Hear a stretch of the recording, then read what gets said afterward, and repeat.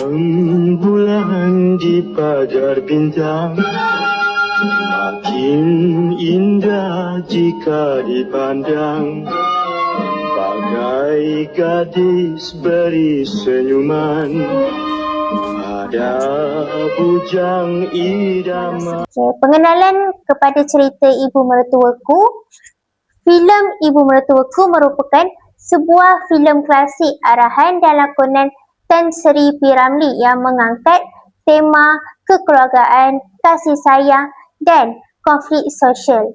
Di sebalik jalan ceritanya, filem ini turut memaparkan pelbagai unsur kesatuan berbahasa yang mencerminkan nilai, adab dan budaya masyarakat Melayu. Analisis ini memfokuskan kepada 3 aspek utama, iaitu yang pertama, bahasa sapaan, yang kedua, bahasa terbalik dan pengurusan air muka berdasarkan dialog dan situasi dalam filem tersebut.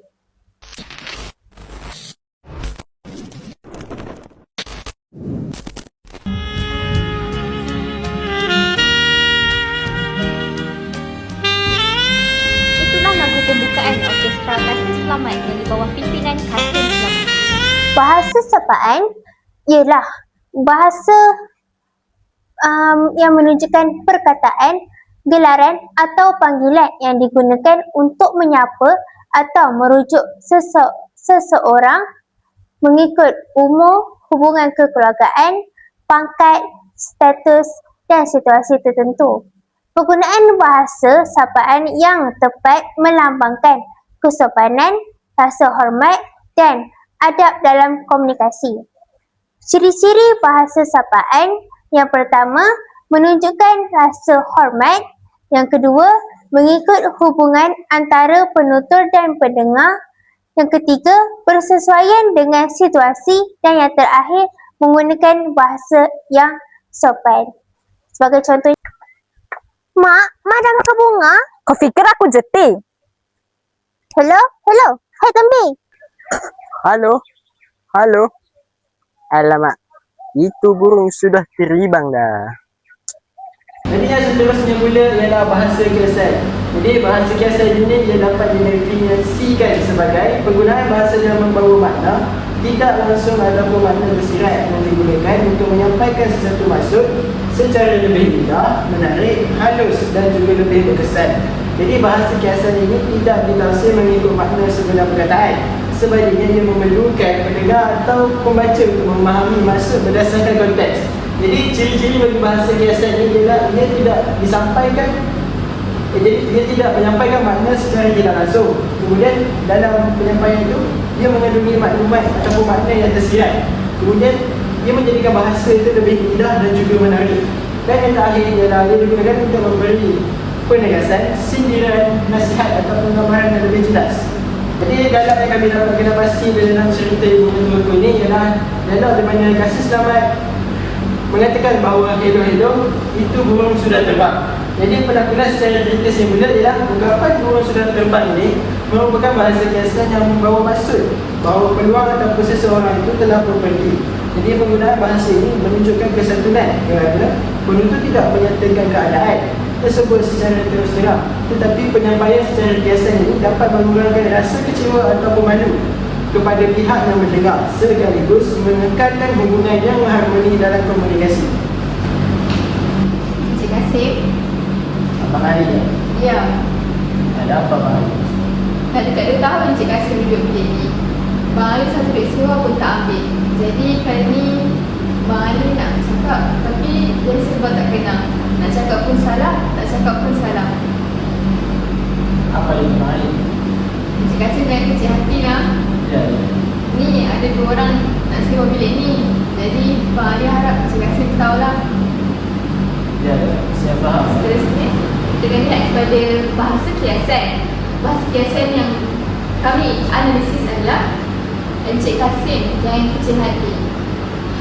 Dari dialog ini kita akan lihat tentang ungkapan jangan kecil hati ialah bahasa kiasan yang bermaksud jangan berkecil hati atau tersinggung.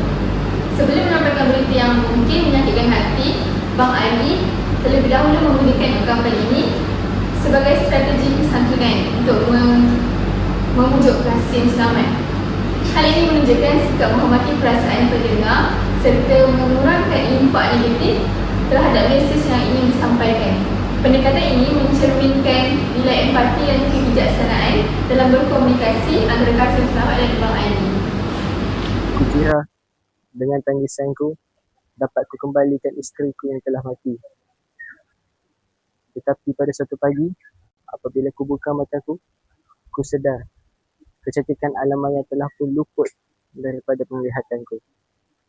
Pada waktu itu aku sedar, aku telah menjadi orang buta. Seterusnya pula ialah dialog segala kecantikan alam maya telah luput daripada penglihatan. Jadi penanggulan secara kritis yang kami dapat daripada dialog ini ialah ungkapan segala kecantikan alam maya yang telah luput daripada penglihatan merupakan bahasa kiasan yang menggambarkan kehilangan nikmat melihat akibat dan menjadi buta. Jadi penggunaan bahasa yang kritis ini menjadikan penyampaian penderitaan itu lebih beremosi tanpa menggunakan kata-kata yang kasar ataupun dramatik secara berlebihan. Jadi hal ini telah menunjukkan bahawa bahasa kiasan ini mampu menyampaikan kesedihan secara santun serta kesan yang mendalam kepada pendengar. Kalau itu Sabariah, raya Hindu aku. Kalaulah laki-laki itu Kasim Selamat, raya Cina aku. Oh, ini rupanya Sabariah. Lawa juga orangnya. Tapi yang depan aku tu macam gula manisnya. Maukah awak menjadi air mata kita? Kalau awak mahu, takkan kita nak menolak. Seterusnya pula ialah dialog di mana ada dialog yang mengatakan bahawa yang depan aku tu macam gula manis dia. Jadi, maukah awak menjadi air mata kita? Jadi, penanggulan secara kritis dalam dialog tersebut ialah ungkapan macam gula manis ni menggambarkan kecantikan seseorang secara halus tanpa menggunakan kata-kata yang keterlaluan. Jadi, manakala ungkapan menjadi air mata kita itu melambangkan hasrat untuk menjadikan seseorang itu sebagai pasangan hidup yang amat disayangi. Jadi, penggunaan bahasa kiasan ini memperlihatkan kesantunan dalam menyatakan perasaan kasih sayang kerana ia disampaikan dengan sopan, lembut dan juga penuh beradab. Selaras dengan budaya masyarakat Melayu yang mengutamakan kesopanan ketika mengatakan perasaan. Baiklah, yang seterusnya pula ialah bahasa terbalik. Jadi bahasa terbalik ini kita dapat definisikan ia sebagai penggunaan kata-kata yang membawa maksud yang berlawanan dengan apa yang sebenarnya ingin disampaikan. Ia biasanya digunakan secara sindiran, teguran ataupun ejekan secara tidak langsung dalam komunikasi. Jadi ciri-ciri bahasa terbalik ini, yang pertama ialah dia menggunakan maksud yang bertentangan daripada apa yang dia sampaikan yang sebenarnya. Yang kedua pula ialah bersifat sindiran ataupun kiasan. Ketiga, bergantung pada nada dan juga situasi. Dan yang terakhir, boleh menyinggung perasaan. Jadi dialog yang pertama yang kami dapat kena pasti di dalam cerita ibu mertuaku ini ialah kalau itu Sabariah, raya Hindu aku. Dan kalau laki-laki itu Kasim Selamat, raya Cina aku. Jadi penanggulan secara kritisnya pula ialah ungkapan raya Hindu dan juga raya Cina di dalam dialog mereka berdua ini ialah memberikan makna yang berbeza dengan maksud yang sebenar apabila kedua-dua watak cuba untuk menyampaikan kiasan bahawa orang yang mereka harapkan itu akan menghasilkan kegembiraan. Daripada hotel kita pindah ke bilik. Daripada bilik kita pindah ke bawah kolong. Lama-lama lagi ke mana kita nak pindah bang? Pindah lubang kubur. Apa Kasim ni? Orang cakap betul-betul dia main-main pula. Seterusnya ialah bahasa terbalik. Jadi dialog yang boleh dikaitkan dengan aspek bahasa terbalik ni ialah dialog antara Sabariah iaitu isteri Kasim Selamat dan Kasim Selamat. Sabariah, antara dialog Sabariah ialah daripada hotel kita pindah ke bilik, daripada bilik kita pindah ke bawah kolong. Lama-lama lagi ke mana kita nak pindah bang? Jawab Kasim Selamat ialah pindah ke lubang kubur. Oleh itu, penanggulan secara kritis bagi dialog ini ialah ungkapan pindah ke lubang kubur merupakan contoh bahasa terbalik kerana Kasim Selamat tidak bermaksud mereka benar-benar akan berpindah ke kubur. Sebaliknya, ungkapan tersebut digunakan secara kiasan untuk menggambarkan rasa putus asa dan kesusahan hidup yang semakin bertambah. Melalui bahasa terbalik ini, Kasim Selamat menyampaikan maksud tersirat bahawa kehidupan mereka dalam keadaan yang sangat sukar sehingga seolah-olah tiada lagi jalan keluar selain kematian. Penggunaan ungkapan ini menjadi mesej yang ingin disampaikan lebih mendalam dan memberi kesan emosi kepada pendengar. Makan combi. Walau 1000 tahun combi menangis, Bidin tidak akan kembali lagi. Combi dengar tidak akan nasihat Abang Osman malam tadi. Tak mungkin. Kenapa Encik Osman? Apa yang mengganggu fikiran kau? Tuan Doktor, wajah isteri Tuan Doktor saling tak tumpah dengan wajah isteri saya yang telah meninggal dunia. Barangkali pelanduk dua serupa. Sebelum saya menganalisis dialog-dialog yang terdapat dalam cerita ini, saya akan menerangkan terlebih dahulu apa itu pengurusan air muka. Pengurusan air muka ini ialah cara seseorang untuk menjaga maruah, harga diri, imej dan perasaan dirinya serta orang lain ketika berkomunikasi. Maksudnya kat sini kita menjaga air muka lain apabila kita berkomunikasi dengan orang lain supaya air muka diorang tak jatuh. Seterusnya, dalam kesantunan berbahasa, seseorang akan memilih kata-kata dan tingkah laku yang sopan supaya tidak memalukan, menghina atau menyinggung perasaan orang lain. Jadi, ciri-ciri pengurusan air muka ni terdapat beberapa yang kami nyatakan. Pertama sekali ialah menjaga maruah dan harga diri. Seterusnya ialah menggunakan bahasa yang sopan. Kemudian mengawal emosi ketika berkomunikasi dan akhir sekali ialah mengekalkan hubungan yang baik antara sesama manusia. Ismadi, kamu mahu lihat Sabaria? Boleh makcik. Sabaria? Sabaria? Ya, Mak. Kamu kenapa ini Sabaria? Ini Ismadi ni. Okey. Baiklah, dialog yang seterusnya untuk pengurusan air muka pula.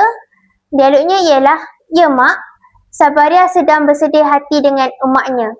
Maksudnya dekat situ, dia dengan muka yang sedih. Lepas tu dia dengan dialog yang, ya Mak. Situ. Penakulan secara kritis, walaupun Sabaria berada dalam keadaan sedih dan tertekan, dia tetap menjawab ibunya dengan sopan menggunakan ungkapan, ya Mak. Tindakan ini menunjukkan Sabaria masih menjaga adab dan menghormati ibunya sekaligus mengelakkan komunikasi yang boleh menyinggung perasaan atau menjejaskan hubungan mereka. Kenapa rata-rata ini kepada Abang Ismadi? Kau mau kasih aku malu ya? Tidak. Sabaria tidak mahu melukakan hati Kasih Selamat. Hah? Kasim Selamat? Siapa Kasim Selamat? Lawyer? Magistrate? Ahli muzik. Ahli muzik? Memang pantang Datuk Nenek aku ahli muzik. Dasar anak tidak menang jasa. Antara dialog yang kami dapati dalam cerita Ibu Mertuaku ini ialah bagi pengurusan air muka. Pertama sekali ialah dialog antara Ibu Sabaria iaitu Nyonya Mansur dan Kasim Selamat iaitu bekas suami kepada Sabaria. Iaitu Nyonya Mansur mengatakan kepada Kasim Selamat ialah ahli muzik. Memang pantang Datuk Nenek aku ahli muzik. Anak tidak mengenal jasa. Sambil nada marah dan muka marah. Jadi penakulan secara kritis bagi dialog ini ialah dalam babak ini Ibu Sabaria iaitu Nyonya Mansur meluahkan kemarahan dengan kata-kata yang kasar dan sindiran terhadap Kasim Selamat. Ungkapan tersebut menunjukkan penolakan dan penghinaan terhadap status Kasim Selamat sebagai seorang ahli muzik. Jadi, ia dapat menjatuhkan maruah Kasim Selamat sebagai ahli muzik itu sendiri.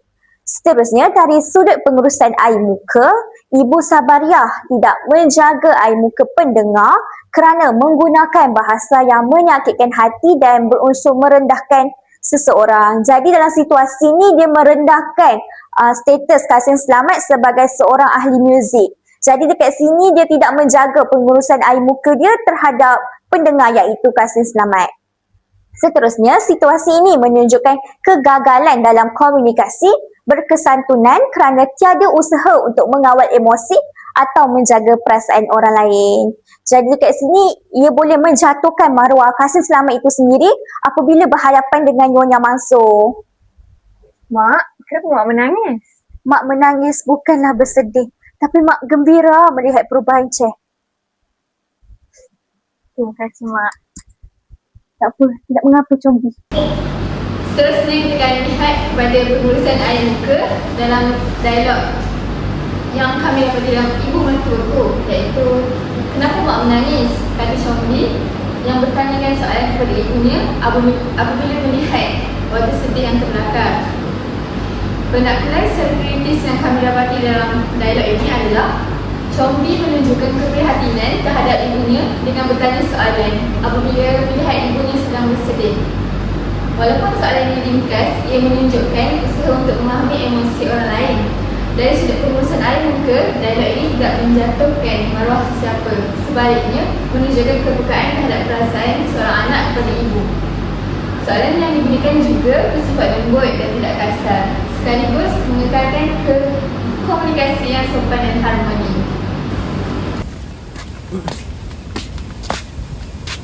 Mak, bolehkah saya minta pertolongan untuk penghabisan kali? Apa? Setidaknya, tunjukkanlah kubur Sabariah di mana? Baiklah. Lihat kepada dialog yang kedua, iaitu dialog di antara Kasim Selamat dan Ibu Sabariah.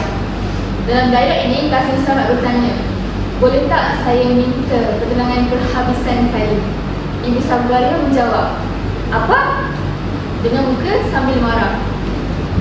Dan Kasim Selamat menyatakan sebab setidak-tidaknya kau tunjuklah di mana kubur ni Sabariah. Di sini kita dapat lihat dari dialog ini pengurusan air muka Kasim Selamat yang menunjukkan dia masih hormat kepada ibu mertuanya. Penaklukan secara kritis yang menyatakan bahawa dialog ini Kasim Selamat menggunakan bahasa yang sopan ketika meminta pertolongan daripada ibu Sabariah. Ungkapan boleh tak saya minta pertolongan buat kali yang terakhir ataupun minta pertolongan perhabisan kali yang diucapkan menunjukkan sikap merendah diri dan menghormati ibu mertuanya walaupun hubungan mereka dipenuhi dengan konflik. Kasim Selamat tidak memaksa atau meninggikan suara, sebaliknya menggunakan permintaan yang lembut bagi menjaga perasaan dan maruah ibu Sabariah. Hal ini menunjukkan amalan pengurusan air muka kerana penutur berusaha mengekalkan komunikasi yang berhemah dan mengelakkan pertelingkahan.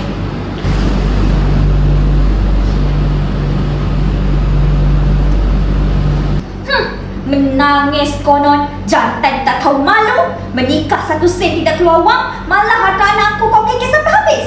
Kemudian kau siksa pula anak aku sehingga mati. Pergi kau main muzik di sana, buat apa kau menangis di sini?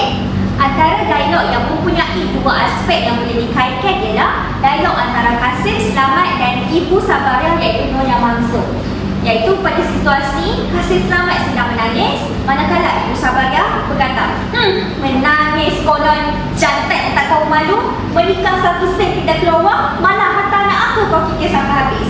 Kemudian kau seksa anak aku sehingga mati. Pergi kau main muzik di sana, buat apa kau menangis di sini? Okey. Penaklukan secara kritis bagi dialog tersebut ialah Ibu Sabariah mengeluarkan kata-kata yang bersifat menghina dan memperlekehkan Kasim Selamat walaupun Kasim sedang menangisi pembagian Sabariah iaitu isterinya.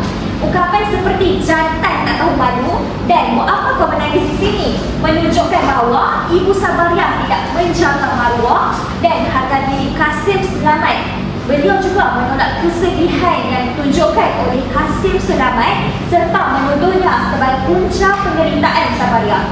Jadi dari sudut pengurusan air muka berdasarkan dialog tersebut ialah dialog ini memperlihatkan bahawa kegagalan menjaga air muka pendengar kerana bahasa yang digunakan bersifat agak kasar, menjatuhkan maruah dan menguras perasaan seperti Kasim Selamat.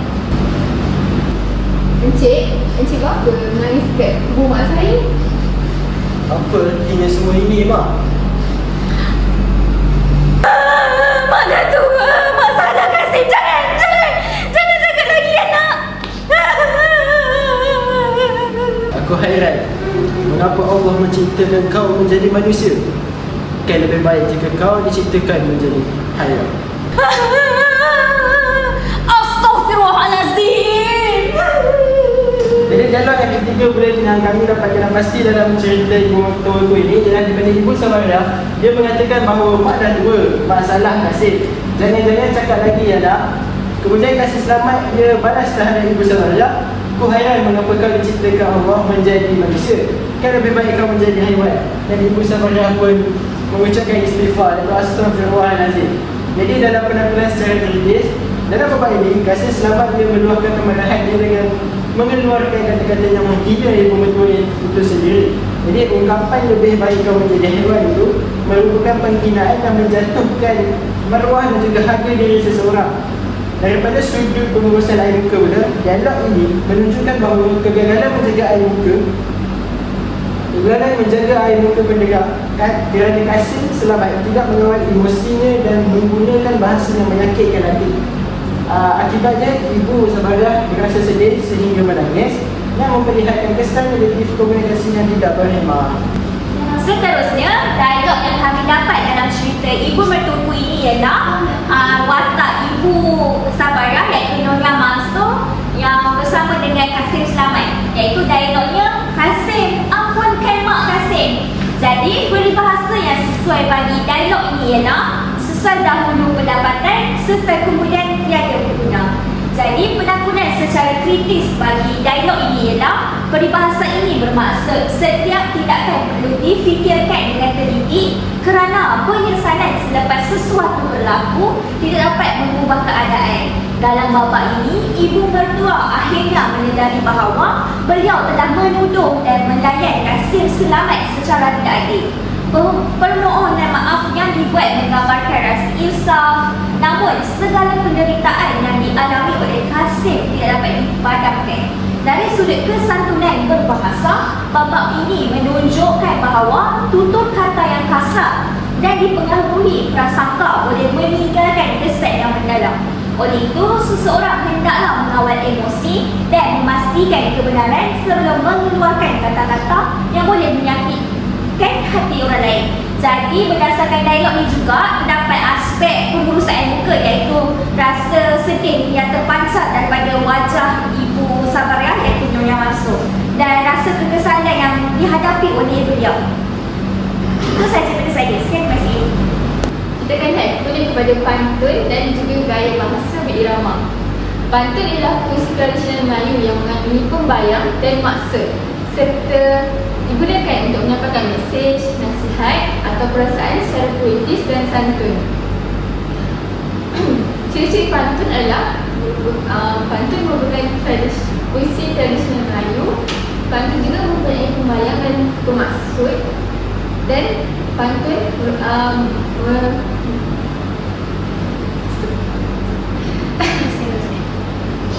kita akan lihat pada ciri-ciri pantun. Yang pertama adalah pantun merupakan puisi tradisional Melayu dan pantun juga mempunyai pembayang dan pemaksud.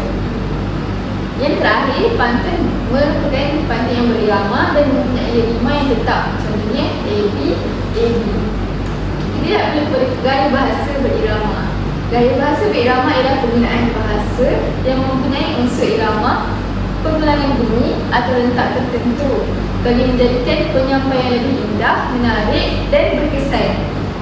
Dalam filem Ibu Mertuaku ada selitnya pantun dan juga gaya bahasa irama. Lihat kepada ciri-ciri gaya bahasa irama sebelum kita masuk kepada dialog yang kami analisis. Yang pertama adalah gaya bahasa irama menggunakan susunan kata yang harmoni dan seimbang. Yang kedua, gaya bahasa irama menghasilkan rentak atau irama yang sedap didengar. Gaya bahasa irama memberikan kesan estetik dan emosi kepada pendengar. Seperti yang kita tahu, filem Ibu Mertuaku banyak menendangkan lagu-lagu yang dekat dengan hati penonton. Dan kita akan lihat pada dialog seterusnya.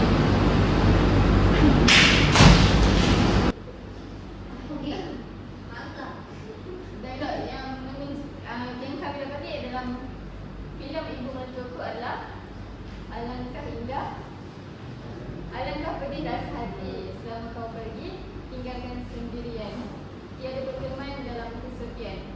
Dunia terang menjadi gelita, cahaya indah tiada bergema. Keluhan hatiku membawa derita, kini kau jua tak kunjung jema. Lirik lagu ini memperlihatkan penggunaan bahasa berirama melalui pemilihan diksi yang puitis, susunan ayat yang seimbang serta pengulangan bunyi pada hujung barat. pada hujung baris.